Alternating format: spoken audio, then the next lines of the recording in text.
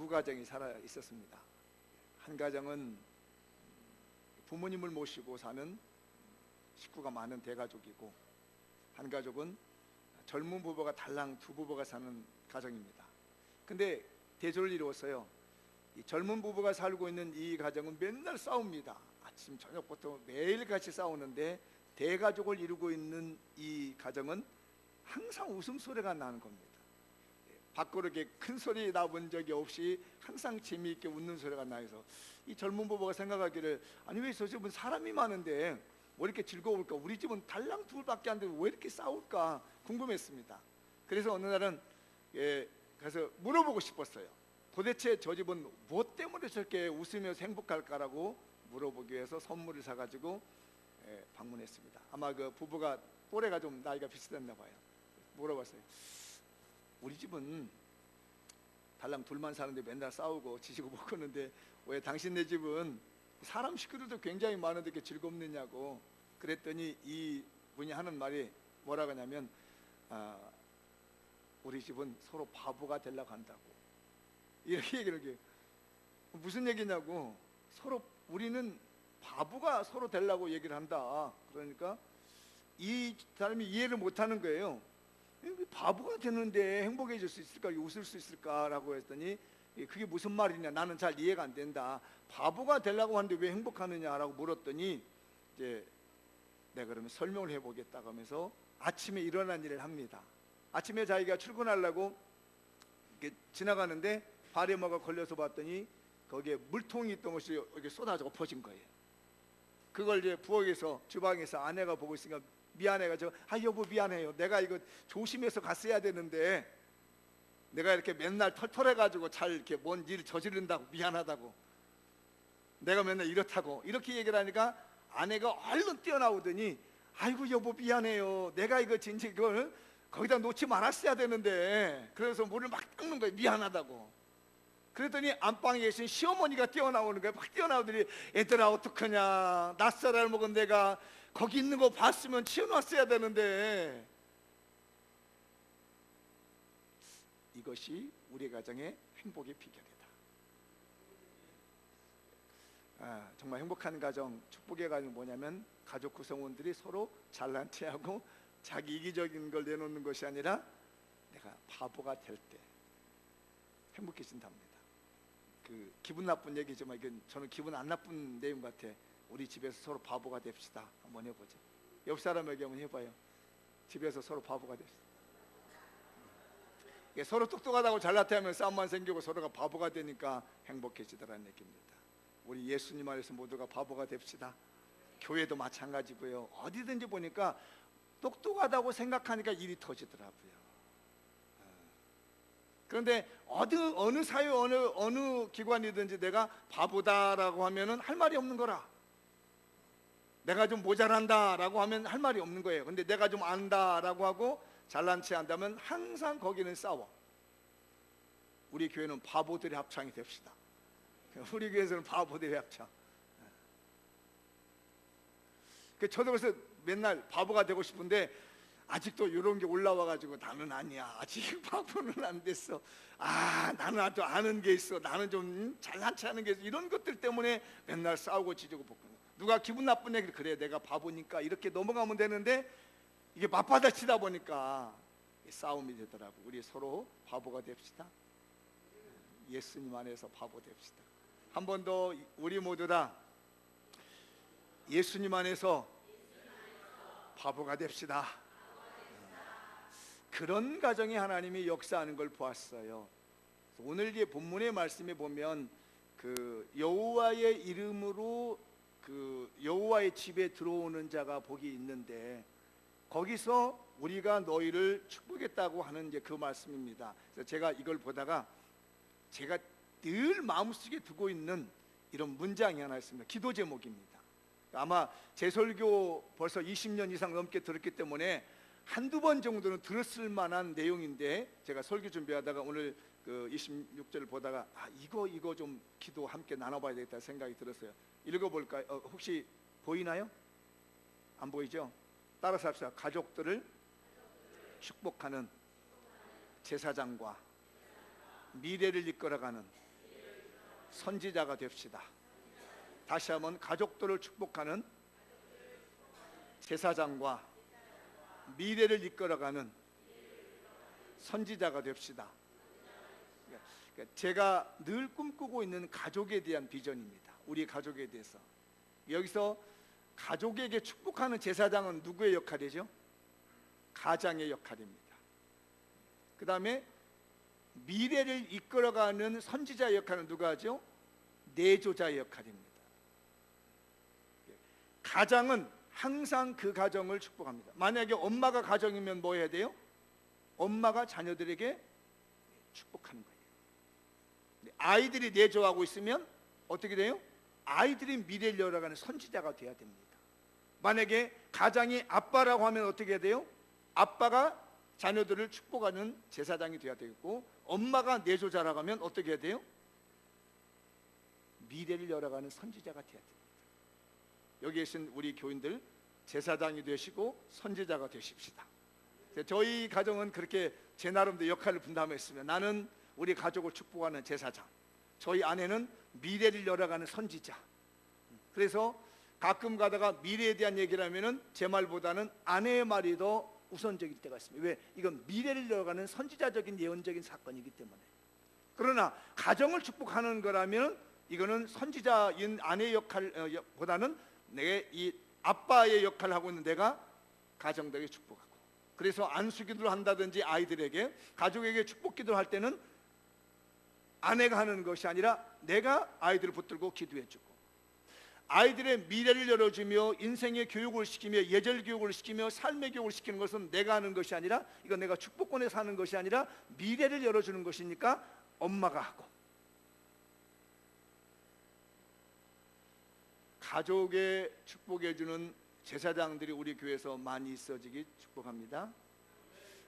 미래를 이끌어갈 수 있는 선지자들이 많아지는 교회가 되십시다. 그래서 예수님을 왕으로 섬기고 하나님을 왕으로 섬기고, 나는 가족에게 축복해주는 제사장권을 가지고, 나는 가족의 미래를 열어주는 선지자권을 가지고 가족을 이끌어갈 수 있는 우리 장미영교가 되십시다. 그러니까 이것을 이루기 위해서 제가 가족 축복의 날이라고 하는 그런 비전을 13년 전부터 실현해 나가고 있습니다. 이제 뭐 성역할을 나눠가지고 한번 해볼게요. 남자분들에게는 당신이 가정의 제사장입니다. 그리고 여성분들에게는 당신이 가정의 선지자입니다. 이렇게 해주시죠. 옆 사람들에게 시작.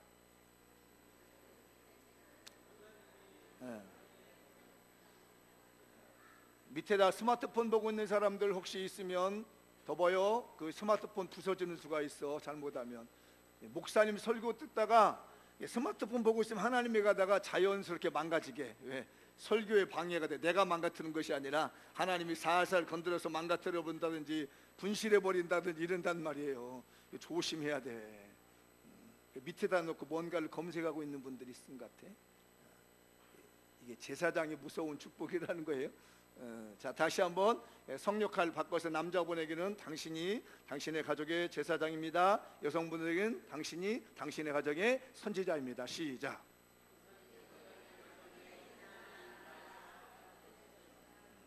오늘 이제 그 26절 본문에 보면 그런 말을 하죠. 여호와의 이름으로 오는 자가 복이 있다고 합니다. 그러니까 여호와의 이름으로 온다. 근데 이 원문을 보니까 온다는 말이 어떤 의미를 가지고 있냐면 핫바라고 하는 단어를 썼습니다. 핫바라는 말은 뭐냐면은 왕의 통치권을 가지고 온다라는 뜻을 가지고 있어요. 왕의 통치권을 가지고 오는 사람. 그러니까 이 왕의 통치권이라는 걸 뭘 쓰냐면 하나님을 의지하고 하나님을 믿고 오는 사람들이 복이 있다라는 거예요. 그러니까 여러분들이 오늘 이 교회에 나왔을 때 그냥 비리비리한 세상 사람 오는 것이 아니라 하나님의 통치권을 가지고 있는 사람으로서 이 땅에 딱 이 교회에 들어오면 그 사람이 복이 있다라는 거예요. 그래서 우리가 너희에게 축복했다고 하는데, 우리는 누구냐면 제사장입니다. 제사장은 교회에 오는 사람보다, 성전 오는 사람마다 다 축복을 해줘요. 오늘 여러분들이 여호와의 이름을 가지고 왕 같은 그런 심정으로 주님의 전으로 오면 대제사장이신 예수님께서 한 사람 한 사람에게 다 축복기도 해준다는 겁니다. 그러니까 우리 믿는 가정들이 가정으로 들어오면 아빠 된 이 제사장권을 가지고 있는 아빠가 다 한 사람 한 사람에게 축복한다는 거예요. 그런데 그 제사장이 축복기도를 할 때 유명한 축복기도문이 있습니다. 그게 민수기 6장 24절에서 26절 말씀이 그게 축복입니다. 여러분들 오늘 이거 기억해 두고 하셨다가 특히 남편들 아빠 되신 분들은 자녀들에게 이걸 꼭 기도를 해 주셔야 됩니다. 그러니까 여호와는 내게 복을 주시고 너를 지키시기를 원하며 여호와는 그 얼굴을 내게 비추사 은혜 베푸시기를 원하며 여호와는 그 얼굴을 내게로 향하되사 평강 주시기를 원하노라. 하나님께서 너를 지켜줄 줄 믿어. 너에게 은혜 줄 거야. 너에게 평강 줄 거야. 이것을 누가 하냐면 제사장이 그 오는 사람들에게 이스라엘 백성 전체에게 하는 것이고 아버지가 자녀들을 위해서 기도하는 게 그겁니다. 하나님이 너를 지켜줄 거야. 하나님이 너에게 은혜를 줄 거야. 하나님이 너의 삶에 평강을 줄 거야. 만약에 엄마가 가장이라면 아이들을 대놓고 걱정하지 마라. 하나님이 너를 지켜줄 거야. 하나님이 너에게 은혜를 주실 거야. 하나님이 너를 평강 주실 거야라고 하는 축복 기도문이라는 것이에요. 그러므로 우리 교인들 이 민수기 6장 24절에서 26절의 축복 기도문을 잘 활용하셔서 이 제사장권을 쓸 수 있는 축복의 가정 되시기 바랍니다. 할렐루야. 우리는 축복권이 있는 사람들이에요. 그래서 고대의 이 히브리인들은 뭐라고 얘기를 하냐면 제사장에게 하나님의 축복이 오는 데 있어서 제사장을 통하여서 하나님께서 축복을 주지 않는다고 해서 제사장의 입으로 하는 기도를 무시하지 마라 이렇게 얘기를 한 겁니다. 그러니까 제사장이 축복을 주는 게 아니라는 거예요. 하나님의 축복이 제사장을 통해서 오지 않지만 하나님께서 제사장의 입을 통해서 축복을 해주시는 그 기도를 절대로 무시하지 않는다는 말입니다. 아버지가 그 자녀들 위해서 축복기도 한다고 해서 이 축복기도 무시하지 말라는 얘기예요. 아버지가 축복을 주지 않는다고 해서 무시하지 말라는 얘기입니다. 엄마가 가족들 위해서 축복기도 해주는 거 엄마가 축복을 안 준다고 해서 엄마의 기도를 무시하지 말라는 거예요. 하나님은 그 엄마의 기도를 통해서 기도가 있을 때만이 자녀들에게 복을 준다는 겁니다. 엄마의 기도가 없으면 자녀들이 복을 못 받는다는 얘기입니다. 아빠의 기도가 없으면 자녀들이 복을 못 받는다는 얘기예요. 교회도 마찬가지입니다. 왜 담임 목사님이 중요하고 사모님이 왜 중요하느냐면 담임 목사님이 복을 주는 게 아니고 담임 목사님 사모님이 복을 주는 건 아니라는 겁니다. 그러나 담임 목사님과 담임 목사님의 사모님의 기도가 없으면은 성도들이 복을 받지 못한다는 거예요. 그래서 그거 우습게 여기지 말라는 거예요. 그 기도 너무 쉽게 생각하지 말라는 겁니다. 아셔야 됩니다. 제가 만약에 우리 김 장로님의 가정에서 저희 아내가 사모가 기도해 주는 기도가 없다면 그 기도의 능력이 없고 하나님도 그 가정에 역사하지 않는다는 거예요. 그리고 사람들이 무슨 제사장이 복을 주느냐 어림없는 얘기다. 제사장이 복을 주는 게 아니다. 우습게 얘기지만은 사실은 그 기도가 없으면 그 가정에는 하나님의 축복이 오지 않는다는 거예요. 아버지, 나이 드신 아버지 무슨 힘이 있어? 80 넘고 90 넘은 어머니 무슨 힘이 있어? 그러나 그 아버지와 그 어머니의 기도가 없는 이상은요 자녀들은 복이 없는 거예요. 그 무시하지 말아야 됩니다. 경히 여기지 말라고 하는 겁니다. 경시하지 말라는 거예요. 숨 넘어가기 전에는 어머니가 귀찮아 보일지 모르지만 그 숨 넘어기까지 기도하고 있는 그 어머니의 기도가 없다면 너희들도 별것 없다는 얘기예요. 숨 넘어가고 있는 아버지 보기에는 귀찮아 보이고 없어졌으면 좋겠다고 하지만은 그 아버지의 기도가 없으면 우리 자녀들 없다는 겁니다. 그러므로 우리 부모님들의 그 기도, 짤막한 기도로 오늘 우리가 살고 있다는 걸 믿으십시오. 그게 선지자의 기도이며 그게 제사장의 축복 기도입니다. 그래서 부모님이 일찍 돌아가셨다든지 할 때에 그 축복 기도 받는 것들이 서러운 거예요. 남들은 그 축복 기도를 받고 있는데 나는 축복 기도를 못 받는 것이 얼마나 서글픈 건지 모릅니다. 어느 시골 가정에 장로님이 한 분 계셨습니다. 이 장로님 부부가 새벽마다 일어나서 새벽 기도를 갑니다. 근데 어느 날 추운 겨울날인데 길에서 미끄러가지고 웅덩이에 두 분 장로님 부부가 빠졌습니다.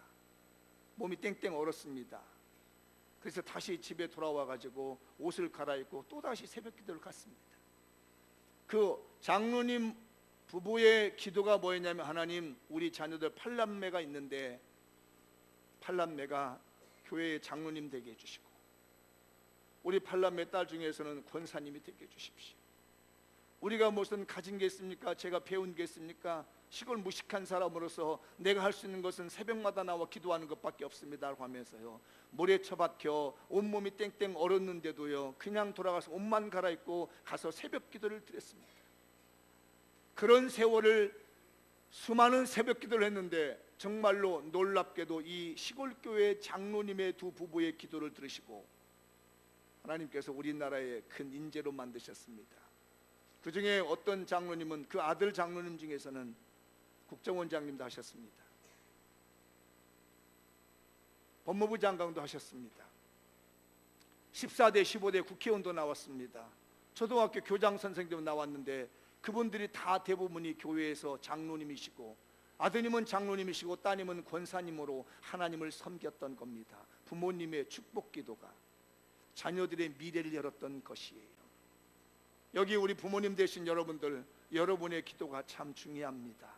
가족들을 축복하는 축복의 기도가 나와야 되겠고, 가족들의 미래를 열어주는 선지자가 우리 교회에서 나와야 되겠습니다. 하나님의 이 세상에는 축복이, 이건 어느 분이 한 건데 제가 설교에서 인용해 옵니다. 제가 발견한 건 아니고요, 어느 목사님이 설교를 하시는데 설교 원고를 보고 너무 좋아서 제가 소개해 드리는 겁니다. 세상에는 두 가지 복이 있답니다. 이건 제 설교 아니에요, 옮겨 드리는 거예요.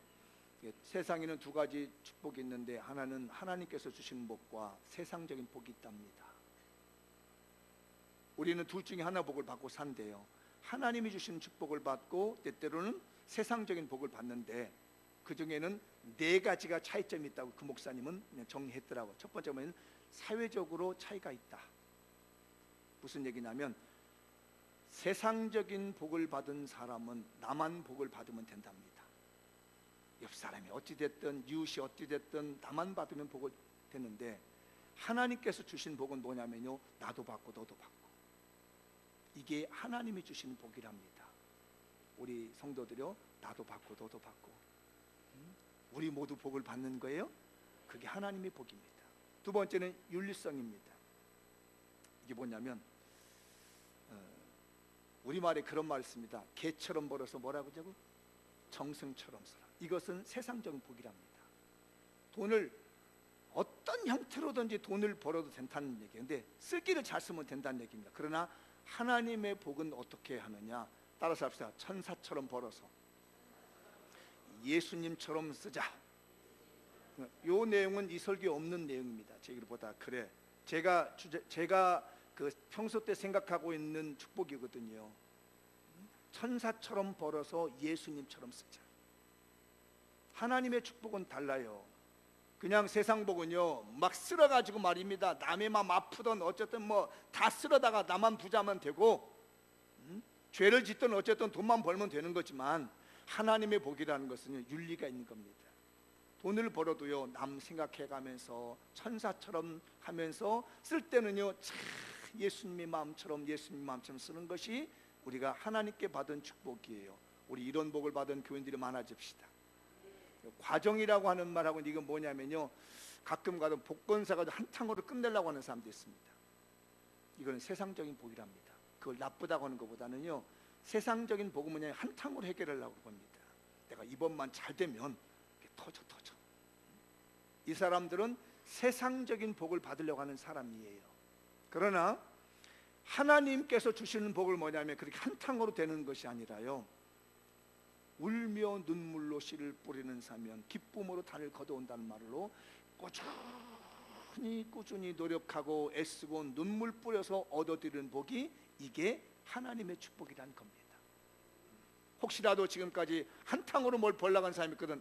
내가 참 세상적인 복을 받았구나, 예수 믿는다고 하면서 참 세상 사람이구나 생각을 하시면 되고, 그래도 내가 오늘 하루 성실하게 내 월급이 100만 원이라면 정말 남들 보기에는 100만 원이 너무 작은 것 같지만 나에게 너무 감사한, 왜? 이 하나님이 나에게 주신 분복이니까. 일부는 떼어서 11조 드리고, 일부는 떼어서 저축하고, 일부는 떼어서 식비로 쓰고, 6대 3대 1 정도로, 아니면 5대 3대 1대 1로 말입니다. 우리 믿는 사람들은 5대 3대 1대 1이죠. 11조를 드리고 10%는 구제연금으로 쓰고 30%는 저축하고 50%는 생활비로 쓰고 말이에요. 그게 돈이 많고 적으냐가 문제가 아니고 그 안에서 말이에요, 하나님이 주신 거라고 해서 꾸준히 노력하는 사람이 하나님의 복인 거예요. 그 다음에 지속적이라고 뭐냐면, 세상의 복은요 금방 받았다 금방 없어져 버려. 부자 됐다고 생각해는 어느 날 우리가 깡통 차고 있는 거야. 막 전전긍긍해도 돈 빌려달라고 오는 거예요. 금방 부자인 줄 알았는데 빈털털인 거야. 그런데 하나님께서 주시는 복은 뭐냐면요, 한 번 받았다면 절대로 빠져나가지 않는 거라. 이것이 바로 하나님이 주신 지속적인 축복인 거예요. 우리 가정들이 이 축복을 받으십시다. 하나님께서 주신 축복을 받으십시다. 유럽 격언에 그런 말이 있어요. 유럽의 격언 중에서 아침에 있는 물이 젖소가 먹으면 신선한 젖이 되고, 그 아침에 물을 갖다가 뱀이 먹으면 독이 된다고 하는 말씀입니다. 똑같은 말씀도, 똑같은 은혜의 말씀도 어떤 인격으로 어떤 그릇으로 먹느냐에 따라서 달라집니다. 하나님께서 여러분에게 주시는 그 물이라고 하는 축복이 남에게 유익이 될 수 있는 젖을 만들어내는 젖소의 가정이 되시기 바라고, 한 사람이라도 독을 만들어내는 가정이 안 됐으면 좋겠습니다. 똑같이 말씀을 들었는데 어떤 사람은 독을 품고 있는 가정이 있습니다. 똑같이 하나님의 말씀에 축복의 말씀을 들었는데 어떤 사람은요 남에게 유익할 수 있는 젖소와 같은 젖을 만들어내는 가정이 될 수도 있습니다. 오늘 가족 축복의 날, 우리는 젖을 만들어내는 젖소와 같은 축복의 가정이 되십시다. 남의 마음을 아프게 하는 독사를 품고 있는, 독을 품고 있는, 누군가를 물려고, 기회만 보면 물려고 하는 그런 가정이 되지 않기를 바랍니다. 마무리 줘보겠습니다. 읽어보죠. 시작. 장미연교에 들어오는 모든 가족들이 예수님 믿고 행복하기를 원합니다. 제가 또 착각했습니다. 여러분 못 보는 것이 따라서 하세요. 장미연교회에 들어오는 모든 가족들이 예수님 믿고 행복하기를 원합니다. 우리 사회가 예수님께로 돌아와 행복해지길 원합니다. 기도하겠습니다.